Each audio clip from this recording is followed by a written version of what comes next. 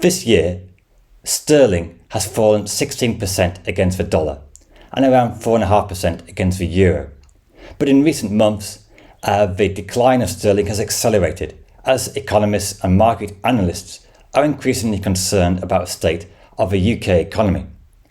How far is sterling likely to fall? What's causing the current demise? Well, unfortunately, there's a lot of problems hitting the UK economy all at once. Firstly, there is a European-wide problem with the price of natural gas. With Russia cutting off gas supplies, it's really causing havoc for the European economy. It's pushing up gas prices, causing a lot of inflation. And this cost-push inflation is causing lower economic growth because wages simply aren't keeping up with the rising prices. And this is causing a slowdown in spending. And in the UK, retail spending fell in the summer despite hot weather. And this indicates the economy is very close to recession, if not already. And although it's a European-wide problem, the higher gas prices are affecting the UK economy perhaps more than many other European countries, despite the fact the UK only imports around 4% of its gas from Russia, or used to. And this is because the UK energy market is highly liberalised, but at the same time, electricity prices are determined by the most expensive input, in this term gas. So some energy companies are making a lot of profit. Anyway, the point is that UK inflation is one of the highest in the OECD, and this is making UK goods less competitive, putting downward pressure on sterling. Now, on top of that, we have a real problem with the trade deficit. This year, at the start, the UK recorded a record deficit of around 8% of GDP. And this puts downward pressure on sterling because people are selling sterling to buy imports. And there isn't the attraction of investing in the UK because interest rates are much higher in America. So it's more attractive to save in the US economy, which is doing better and interest rates slightly higher. In the UK, there's a lot of uncertainty, especially around Brexit. But the problem is that this winter, the UK deficit is forecast to worsen even more. This is because the price of gas is going up, and so the cost of importing gas is going to rise. In the summer, gas imports was around £1.8 billion, but this is forecast to rise to £8 billion simply because of the increased price of gas. And on top of that, there's even the possibility that we could have to have gas rationing because the supplies won't be there, especially with the government's new proposed price ceiling. Another factor that's been weighing on the pound for quite a few years now is Brexit. Of course, after the Brexit vote in 2016, the pound fell around 16% and has never really recovered. And in fact, since the nature of Brexit has become apparent, leaving the single market, leaving the customs union, the pound has continued to slide because there are real costs to business exporting to Europe. And many businesses are now considering relocating to the single market because there's a huge advantage to doing that. Avoid customs and red tape that's creeping in because of Brexit, and also avoid some of the tariff barriers. Now, the UK government might be able to negotiate better deals, but they haven't really indicated a softening of their Brexit stance. And so the ultimate thing for business is there's a lot of uncertainty.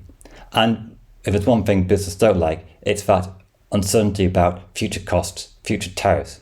And so business investment has been disappointingly poor in the past few years, and Brexit is certainly one factor. And you can see here that one think tank estimates that GDP in the UK is significantly lower than it had been in the European Union, and exports also are considerably lower. Now, whether they've slightly exaggerated the case or not, I think that most market analysts are quite unsentimental, and the cost of Brexit is definitely encouraging them to sell sterling. Now, in a recent video, I talked about how the UK was heading for one of the worst recessions since the Second World War, and this is partly driven by the huge increase in the cost of living, but wages not keeping up. And this is due to rising energy prices, but also how inflation is becoming more embedded elsewhere too. Now, the government have announced a big bailout of the energy industry. They've introduced a maximum price, and they're going to fund this by paying industry directly and borrowing astronomical sums to be able to afford these maximum prices. Now, this is definitely going to help household disposable income, because it will prevent prices rising even further. And in theory, this huge fiscal intervention should increase agri demand quite a lot and avoid a recession.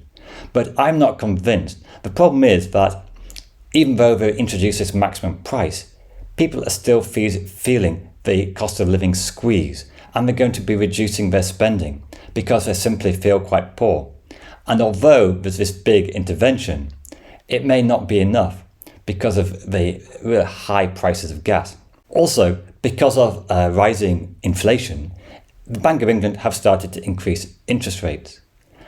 But it may not be enough to prevent the pound falling further.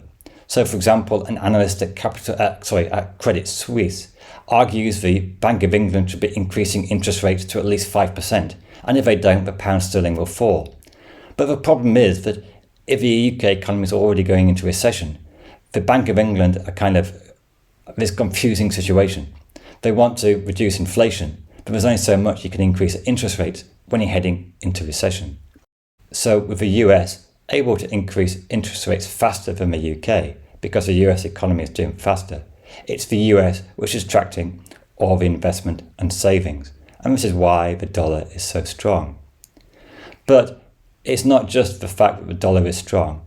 The UK has also been seeing the pound fall a little bit against the euro, which indicates how analysts are concerned specifically about the UK.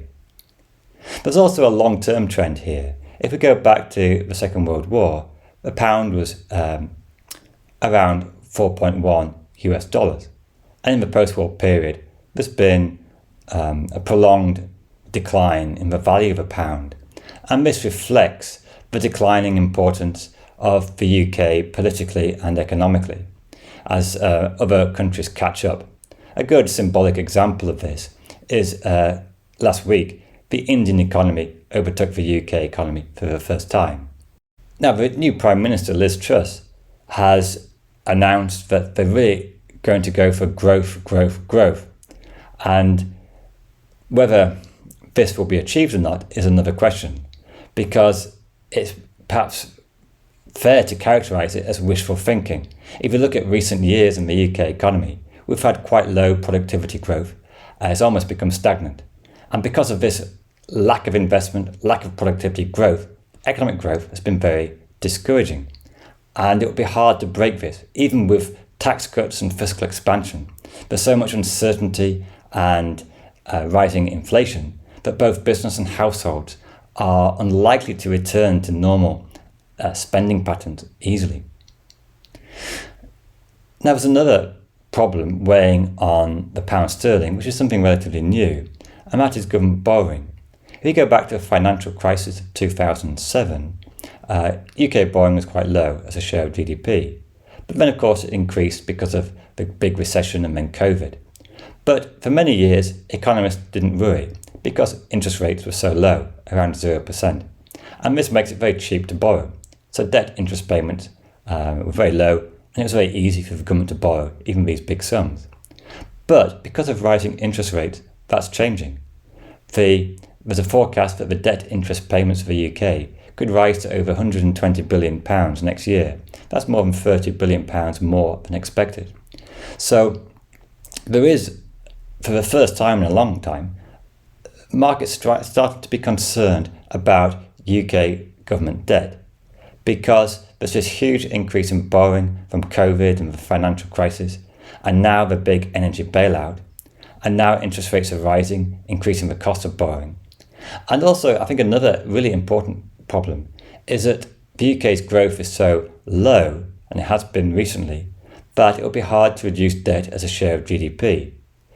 If you go back to the late 40s, UK debt was over 200% of GDP, an astronomical amount. But strong economic growth enabled the UK to reduce that in the post-war period. But in the current climate of secular stagnation, that there isn't the same level of economic growth for various reasons. And I don't believe that fiscal expansion alone, tax cuts, will be the magic bullet the government hope for. So there's still a strong possibility the UK enters into a deep recession despite these big government bailouts. and that would of course put downward pressure on sterling. So what's the outlook for the pound in the coming months and years? Well, unfortunately, I do tend to agree with the chief economist of capital economics that by next year the pound could be trading for around 1.05. It could even get close to parity, $1 per pound. And that's simply because the US economy is doing better than the UK. The UK is particularly hard hit by the energy crisis, the Russian cutting off gas to Europe, and then all the underlying structural weakness the UK has had for quite a few years, partly due to Brexit, but also partly due to low investment, low productivity growth. I feel it's hard to turn the economy around, that the government strategy of cutting taxes may provide some short-term relief for households, and it will be welcome from that front. But I don't believe that it will cause a surge in investment and confidence, because the underlying uncertainty is still there. Also, another factor that markets will be looking at is the political uncertainty around the Union of the United Kingdom. So, for example, the SNP are likely to push for a second referendum. It's not clear whether they will get one or not, but I don't think that movement is going to go away. But this definitely weighs down on sterling, because a breakup of the UK, either in Scotland or Northern Ireland, would have another big knock-on blow to the UK economy, especially on top of Brexit, with many companies looking to relocate. So, unfortunately for myself, this is bad news. I go to America 2 or 3 times a year, and it's going to be more expensive to go. It's quite shocking when you go to New York and eat out, because the prices have gone up so much, and then you've got a weaker pound on top of that.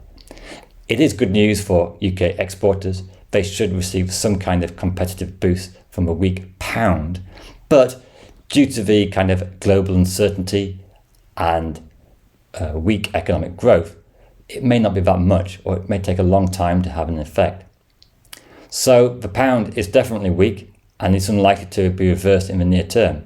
How much it will fall, nobody really knows, but it might be a good time to buy a few dollar assets. Hope you've enjoyed this video. Do give it a thumbs up if you like it, and feel free to subscribe to Economics Help. Lots of great videos coming soon.